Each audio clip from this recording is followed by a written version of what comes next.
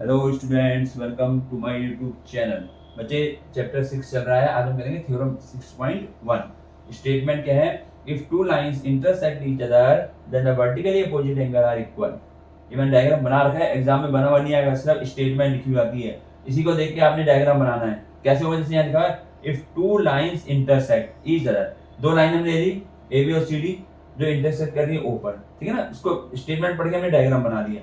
अब इसके बाद देन के बाद जो दिखाता हूँ हमारा प्रूव करना होता है। क्या प्रूव करना है? Vertically opposite angle are equal. हमें प्रूव करना है इसके वर्टिकली अपोजिट एंगल इक्वल है। तो मैंने गिवन, इसमें पॉइंट आते गिवन में गिवन लिखा हुआ है, इसके आगे मैं बताते चलेंगे, लिखते चलेंगे। गिवन में क्या है? Two lines A B and C D intersecting at point O, ठीक है ना। इंटरसेक्टिंग एट पॉइंट ओ, देखा ना, A B and C D intersecting point A, they make two pair of vertically opposite angle. अब यहाँ दो vertically opposite angle बना दिए दोनों। कौन कौन सी? पहली तो है कि A O C and B O D, ये वर्टिकली अपोजिट। और दूसरा है A O D and B O C, वही मैंने यहाँ लिख दिए। ये दोनों एंगल यहाँ बना रही है वर्टिकली अपोजिट। इसके बाद B1 के बाद क्या आता है? To prove. हमें क्या प्रूव करना है? क्या प्रूव करना है वो यहाँ से पता रहेगा, यहाँ से। देन के बाद vertically opposite angle are equal, यानी जो वर्टिकली अपोजिट एंगल जो बन रहे हैं ये इक्वल दिखाने, ये हमें प्रूव करना है। तो हम क्या लिखेंगे? पहला प्रूव करना है angle A O C is equal to, इसका वर्टिकली अपोजिट है एंगल बी ओ डी। देखो यहाँ भी वही है ना, ए ओ सी, इसका वर्टिकली अपोजिट एंगल ये है। अभी बताया था ना इंट्रोडक्शन, वर्टिकली अपोजिट एंगल कौन सा? B O D. और नंबर 2 में हमें क्या प्रूव करना है? दूसरा ये है ए ओ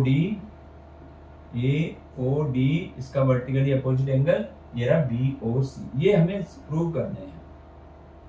तो ऐसे जहां दो प्रूव करना, हम क्या करेंगे? एक को प्रूव कर देंगे और फिर दूसरे में हम लिख देंगे सिमिलरली दिस इक्वल दिस,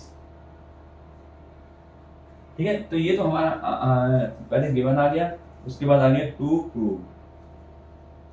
अब हम आते हैं इसके, अब इसमें कोई कंस्ट्रक्शन वगैरह होती है तो उसके बाद कंस्ट्रक्शन लिखते हैं। यहाँ कंस्ट्रक्शन कुछ है नहीं, हम इसके बाद प्रूफ में आ जाएंगे।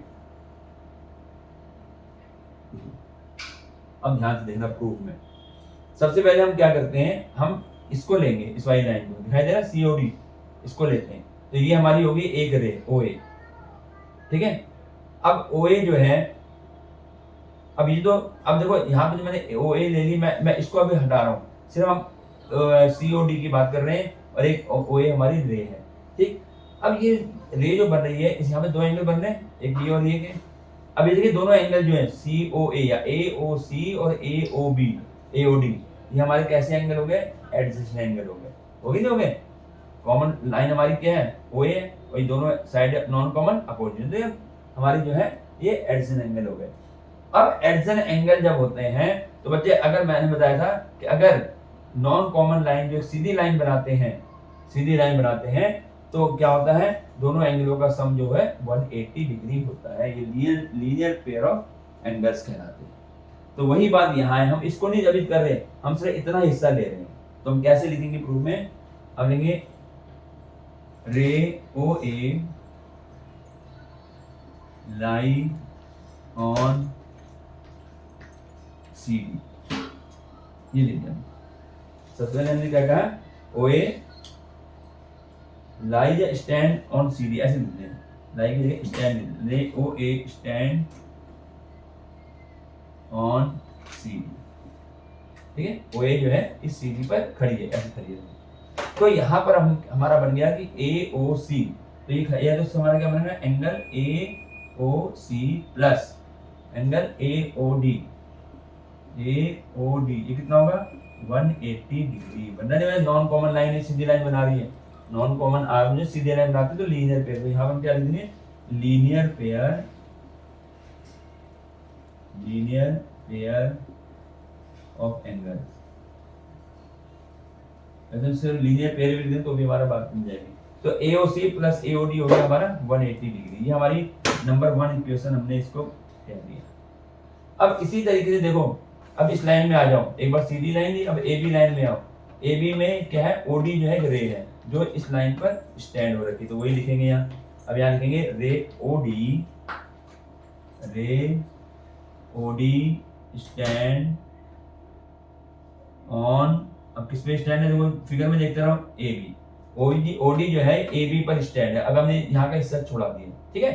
तो अब यहाँ पर भी देखिए दो एंगल बन रहे हैं और इसकी ये कॉमन आर्म हो गया, ये हमारे नॉन कॉमन आर्म है, तो यानी ये लीनियर पेयर बना रहा है। ये भी जब नॉन कॉमन आर्म ने सीधी स्ट्रेट लाइन बनाते हैं तो लीनियर पेयर होता है। तो यहाँ पर वही बात करेंगे, ray OD stand on A B, तो इससे क्या मतलब हमें मिल गया A O D, angle A O D plus angle, एक तो ये बन गया, ठीक है, और एक एंगल ये बन रहा है बी ओ डी, बन रहा है, ये बन रहा है दिस प्लस दिस, तो एंगल बी ओ डी, इनका सम भी क्या होगा 180 डिग्री होगा, और इसको हम नंबर 2 डाल देंगे और इसका रीजन भी क्या लिखेंगे, ये भी हमारे कैसे एंगल हो गई है, लीनियर पेयर ऑफ एंगल्स, इसको यहाँ लिख देंगे लीनियर पेयर ऑफ एंगल्स। ये बात समझ आ गई।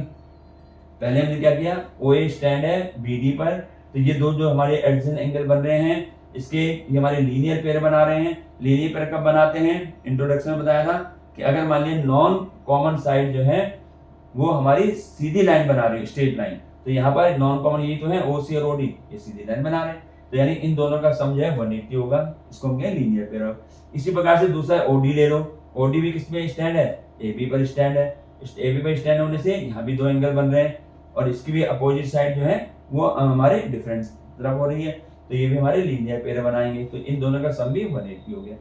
ठीक, अब आगे यहाँ कर देते हैं from first and second, from first and second. अब देखो पहले फर्स्ट और सेकंड से क्या मिला हमें, इन एंगलों का सम भी 180 है और इन एंगलों का सम भी 180 है, तो जब ये दोनों 180 इक्वल हैं तो ये भी आपस में इक्वल होंगे ना, जब भाई राइट साइड इनकी दोनों इक्वल है तो लेफ्ट भी इक्वल होंगे, क्योंकि उसका सम भी 180 हो रहा है और इनका सम भी 180 हो रहा है, तो इन दोनों को बराबर रख देते हैं, angle AOC plus angle AOD is equal to, किसके बराबर होगा, इस वाले के, angle AOD plus angle BOD। ये बात समझ में आई भाई, ये भी 180 के बराबर है, ये वाला 180 के बराबर है, तो जब दोनों 180 मतलब दोनों को आपस में हमने बराबर रख दिया। अब देखें AOD से AOD कैंसिल हो जाएगा, करने की जरूरत नहीं भाई, ऐसे पता लग जाएगा AOD से AOD कैंसिल हो गया, तो क्या बच गया यहाँ पे हमारे पास, angle AOC is equal to angle BOD। ये पहला वाला था ना, AOC is equal to BOD, ये हमने इसको प्रूव कर दिया, ठीक है ना। इसी प्रकार से अब हमें सेकंड वाला प्रूव करना है, तो सेकंड वाला प्रूव करने के लिए हम उसको प्रूफ पूरा नहीं दिखाएंगे, हम इसको लिख देंगे सिमिलरली।